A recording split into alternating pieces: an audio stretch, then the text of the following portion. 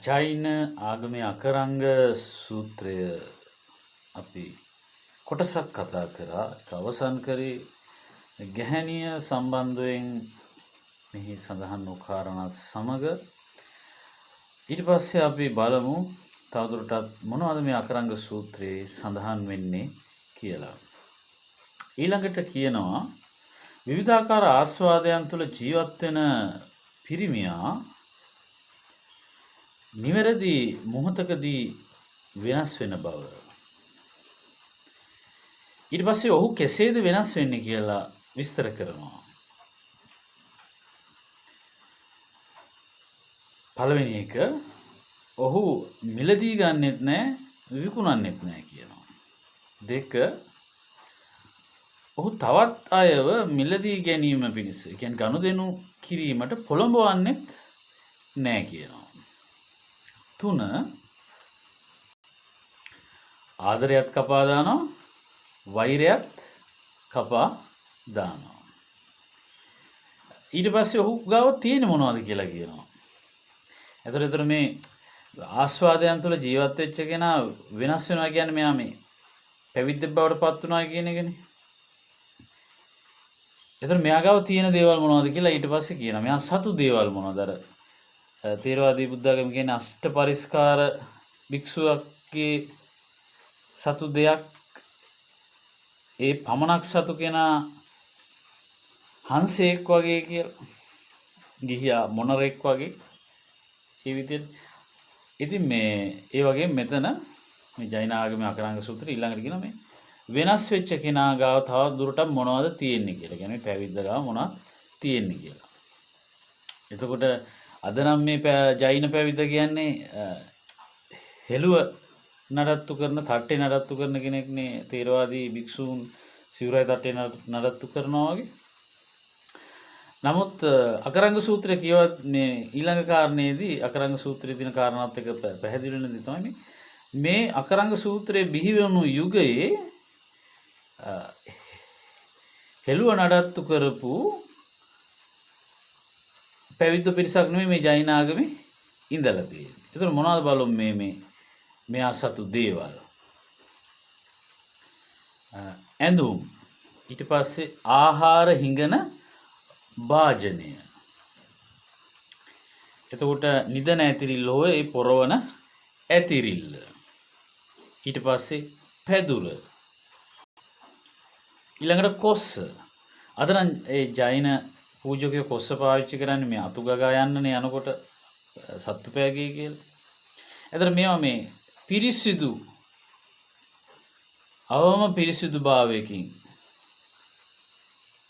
ජීවත් වෙන්නට අවශ්‍ය දේවල් ටිකක් විදිහට තමයි මෙතන මෙහි අටුවාවේ විස්තර කරන්නේ අකරංග සූත්‍රයේ කමෙන්ටරි වල. හොඳයි. ඊළඟට මේ වෙනස් වෙන පුද්ගලයා, වෙනස් වුණු කෙනා නැත්නම් විවිධාකාර ආස්වාදයන් තුළ හිටපු කෙනා තවදුරටත් වෙනස් වෙන්නේ කොහොමද කියලා විස්තර කරනවා. බලමු. ඊළඟට කියනවා පමණ දැන ආහාර පිළිගන්නවා කියනවා. දැන් තේරවාදී බුද්ධාගමෙත් ආහාර පාත්‍රේ පිළිගන්න පුළුවන්, පාත්‍රේ පිරීලා ඉදිරියලා යන විදියට පිළිගන්න බෑනේ. ඒත් මෙතනත් කියනවා පමණ දැන ආහාර පිළිගන්නවා කියලා. ඊට පස්සේ කියනවා තෑගි භෝග වලින් මොහු සතුටු වෙන්නෙත් නැහැ කියනවා. ඒ වගේම මුකුත්ම නොලැබුණා කියලා අසතුටු වෙන්නෙත් නැහැ කියනවා. ඒ වගේම මේ වැඩිපුර ලැබෙන දේවල් රැස් කරන්නෙත් නැහැ කියනවා. වැඩිපුර ලැබුණා කියලා ඒවා රැස් කරලා හෙට කණ්ඩ නැත්නම්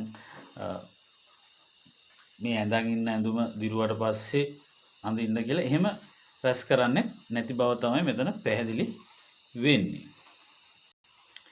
ඒ වගේම කියනවා මේ ආගමික අවශ්‍යතා සඳහා කිසිම දෙයක් ලබා ගන්නෙත් නැහැ කියනවා. දැන් මෙයා ගාව තියෙන මොකද? පැදුර, කොට්ටෙකුත් නැහැනේ. පොරවනය, එතකොට කොස්ස, ආහාර හිඟන භාජනය, ඇඳුම් කෑලි ටිකක් එහෙම ටිකක් තියෙන්නේ මෙයාට. එතකොට මේ ඇඳුම මොකද්ද කියලා මෙතන විස්තර කරන්නේ නැහැ. අද කාලේ හැටියට ඉතින් ප්‍රශ්නයක් නැහැ. ඩෙනිමක් ඇඳගෙන ටී-ෂර්ට් එකක් ඇඳගෙන වුණත් ඉන්න පුළුවන්. එහෙම ගැටලුවක් නැහැ. ඒතකොට මේ එදා තිබුණු ඇඳුම් ගැන නෙමෙයි කියන්නේ. එදා ඩෙනිම් ටී-ෂර්ට් තිබුණේ නැහැ. ඒකට ඒ ඇඳුම කියන කාරණාව මේ අහවල් ඇඳුම කියලා දෙයක් මෙතන කියන්නේ නැහැ. යාට තියෙන ඇඳුමක් තියෙනවා. නිදන කියන්නේ පොරෝණ රෙදි කෑල්ලක් තියෙනවා. පැදුරක් තියෙනවා. කොස්සක් තියෙනවා. ආරිඟන භාජනයක් තියෙනවා. ඒතර මේ පැවිද්දා කෙනා සංස්කෘතියක් නඩත්තු කරන කෙනෙකුත් එහෙම නැත්නම් නිල ඇඳුමක් නඩත්තු කරන කෙනෙක් නෙමෙයි නොවන බව පැහැදිලි වෙන්න ඕන අපිට. අපි බලමු ඊළඟට මොකද්ද මේ අකරංග සූත්‍රේ කතා කරන්නේ කියලා. ඊළඟට කියනවා මේ ආස්වාදය කියන දේ ප්‍රතික්ෂේප කරනවා කියන එක හරි අමාරු වැඩක්. ඒ වගේම දීර්ඝ කාලයක් ජීවත් වෙනවා කියන එකත් හරිම වෙහෙසකර අමාරු වැඩක් කියලා. ඊට සතුට සහ දුක් වේදනා ගැන කතා කරනවා. මේ සතුට සහ දුක් වේදනා කියන මේ දෙකෙන්ම නිර්මාණය කරන්නේ ප්‍රශ්න බව මෙහිදී මතු කරනවා. සතුටිනුත් ඇති කරන්නේ ප්‍රශ්නයක්, දුක් වේදනාවලිනුත් ඇති කරන්නේ ප්‍රශ්නයක්. ඊට පස්සේ මේ කැමැත්ත තියෙන කෙනා ගැන විස්තර කරනවා. අපි හැමෝම තුල යම් මොනක් හරි ගැන කැමැත්තක් තියෙනවානේ. අයිඩියොලොජි එකක් ගැන නැත්නම් භෞතික දෙයක් ගැන. එතකොට මේ කැමැත්ත තියෙන කෙනා නිරයත් දිව්‍ය ලෝකයත් ඒ අතරමැදත් අතර චක්‍රීය ගමනක යෙදෙන කෙනෙක් වශයෙන් හඳුන්වනවා. ඊළඟට මේ ඔය බුදුරජාණන් වහන්සේ නැත්නම් සිද්ධාර්ථ මහබෝසතාණෝ හිටපු කාලේ ශරීරයට අධික දුක් දීමක් මේ ජෛනාගමේ මතුවලා තියෙනවානේ. ඒතර මේ අකරංග සූත්‍රය ඊටත් පෙර එකක් වෙන්න ඕන. ඊටත් පෙර එකක් වෙන්න ඕන. මොකද ඊළඟ කාරණාත් එක්ක පැහැදිලි වෙනවා මේ දුෂ්කර ක්‍රියා නැත්තම් මේ ඇටයක් වැළඳීම බෝංචි ඇටයක් පරිප්පු ඇටයක් කඩල ඇටයක් දවසට වළඳලා එහෙම ඉන්න එකක් මේ අකරංග සූත්‍රයේ තුල අපිට හම්බ වෙන්නේ නැහැ මේ ඊළඟ කාරණාවත් එක්ක. ඒක බොහෝ පැරණි මූලාශ්‍රයක් වෙන්න ඕන. මෙහිදී කියනවා ඥානවන්ත පුරුෂයා නොකෑ යුතුයි. ඒ වගේම ප්‍රතික්ෂේප නොකළ යුතුයි කියලා. ඒක මෙතන ලොකු ගැඹුරු කාරණාවක් කතා කරනවා. ඒක තම නැනපමණින් දැනගන්න ඕන. ඥානවන්ත පුරුෂයා කන්නේ නැහැ. ඒ ප්‍රතික්ෂේප කරන්නේ නැහැ. ඒක මෙතන කියන්නේ මොකද්ද කියන කාරණාව තමන් අවබෝධ කරගන්න වෙනවා. ඊට පස්සේ මේ ගිහි හරි පැවිදි හරි මේ නිවැරදි නොවන ජීවිතය ගැන කතා කරනවා. නිවැරදි නොවන ජීවිතයක් ගත කරන කෙනාට ඒ නිවැරදි නොවන ජීවිතය ගත කිරීමට බොහෝ උපක්‍රම භාවිතා කරන්න වෙනවයි කියනවා. දැන් බුදුරජාණන් වහන්සේ නිවැරදි ජීවිතය ලෙස හඳුන්වලා තියෙන්නේ ගහක් යට ජීවත් වීම, අසනීපයක් හැදුනොත් තමන්ගේම මුත්‍රා පාවිච්චි කරලා ඒ සුව කර ගැනීම. එතකොට පාංශුකූල චීවරය දැරීම, පිඬු සිඟා ගොස් ආහාර සොයා ගැනීම. මේකනේ භාග්‍යවතුන් වහන්සේගේ නිවැරදි ජීවිතය බුදුරජාණන් වහන්සේගේ. එතකොට එතනින් වෙනස් ජීවිතයක් ගත කරනවා නම් ඒක නිවැරදි ජීවිතයක් නෙමෙයි, වැරදි සහිත ජීවිතයක්. එතකොට මෙතන මේ ජෛනාගමේ අකරංග සූත්‍රයේ නිවැරදි ජීවිතය කුමක්ද කියලා මෙතන මතු කරන්නේ නැහැ. මෙතන කියන්නේ නිවැරදි ජීවිතයක් ගත කරන්නේ නැත්නම් එයාට නිවැරදි නොවන ජීවිතය ගත කරන්න බොහෝ රැවටිලිකාර වැඩ නැත්නම් බොහෝ උපක්‍රමශීලී වැඩ කරන්නට වෙනවයි කියලා. ඉතින් අමුතුවෙන් කියන්න ඕනේ නැහැ නේද? ගිහි හෝ පැවිදි හෝ නිවැරදි නොවන ජීවිතයක් ගත කරනවා නම් ඒක නඩත්තු කරන්න බොහොම වංක වැඩ කටයුතු ටිකක් කරගෙන යන්න වෙනවා. ඊට පස්සේ කියනවා මේ නිවැරදි නොවන ජීවිතයක් ගත කරන කෙනා බොහෝ උපක්‍රම පවත්වාගෙන ඒ නඩත්තු කළාට කාලානුරූපව මෙයා පසුතැවෙනවා. මොකද මෙයා ක්‍රමානුකූලව මේ ජීවිතයත් එක්ක රෝගියෙක් බවට පත් වෙනවා. ඉතින් පසුතැවුනට වැඩක් වෙන්නේ නැහැ. ඇත්තටම මොහු මෝඩයෙක් බව තමයි මෙතන කියන්නේ. හැබැයි අනගාരിക කියන පුද්ගලයා කවදාකවත් මේ වගේ නිවැරදි නොවන ජීවිතයක් ගත කිරීම පිණිස උපක්‍රම යොදමින් කටයුතු කරන කෙනෙක් නොවන බවත් මෙතනදී කියනවා. ඊට පස්සේ කියනවා ඥානවන්තයා පව් කරන්නෙත් නැහැ කරවන්නෙත් නැහැ කියලා. සබ්බ පාපස්ස අකරණං කියලා සීල බුදුරුන්ගේ දේශනාව විදිහට තියෙනවා. මෙතනත් කියනවා ඥානවන්තයා පව් කරන්නෙත් නැහැ කරවන්නෙත් නැහැ කියලා. ඊට පස්සේ කියනවා මේ සතුට හොයාගෙන යන කෙනා අවාසනාවන්ත ඉරණමකට මුහුණ දෙනවයි කියලා. ඉතින් ඇත්තට මේවා පිළිගන්නලා ඉතින් අර ශ්‍රද්ධාව කියන එක තියෙන්න ඕන. සිංහල බෞද්ධයන් නම් කොහොමත් බෑ. මොකද ඒගොල්ලෝ මරුණට පස්සේ දිව්‍ය ලෝකෙ ගිහිල්ලා ආස්වාදයක් විඳින්න try කරන්නේ.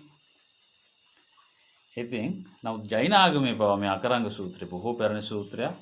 මේ වගේම සූත්‍රයක් තියෙනවා කල්ප සූත්‍රය. අපි ඊළඟට ඒක කතා කරමු කවදා හරි දවසක. ඉතින් මෙතන කියනවා සතුට හොයාගෙන යන කෙනා විශාල විපත්ති වලට මුහුණ දෙනවයි කියලා. ඊට පස්සේ මේ විමුක්ති මාර්ගය සොයාගෙන යන කෙනාට කිසිම කිසිම වත්කමක් නැහැ කියනවා. වත්කමක් කියන්නේ ප්‍රාග්ධනයක් කියන එකනේ. කියන්නේ ලාභයක් හොයන්න පුළුවන් විදිහට ආයෝජනය කරන්න පුළුවන් දෙයක් නේද? අර ඉස්සෙල්ලා අපි මතු කරානේ මේකේ තිබුණු දේ මෙයාට තියෙන්නේ මොකද්ද? අර ආරිඟා ගන්න වාජනයයි ඇඳුමකුයි පැදුරයි පොරවන රෙද්දයි මෙහෙමයි ඉන්නවා අදට ලංකාවේ නම් බොහොම කලාතුරකින් අපිට නමුත් ලංකාවෙන් එළියට ගියාම මේ වගේ අය අපිට හොයාගන්න පුළුවන්. ඇත්තටම මේ ඇත්ත පැවිදි. හොඳයි. ඉතින් මෙයා ගාව කිසිම වත්කමක් නැහැ. කියන්නේ ප්‍රාග්ධනයක් කියන එකනේ වත්කම කියලා කියන්නේ වෙන විදිහකට කිව්වොත්. ආයෝජනය කරලා තව ලාභ හොයන්න පුළුවන් දෙයක් මෙයා ගාව නැහැ. ඊට පස්සේ මේ වීරයවන්ත පුද්ගලයා මොකෙන්ද යැපෙන්නේ ජීවත් වෙන්නේ කියලා කියනවා. මේ වීරයවන්ත පුද්ගලයා ජීවත් වෙන්නේ කාරණා දෙකකින්. ඒ තමයි ප්‍රඥාවෙන් සහ රළු ආහාර වලින්.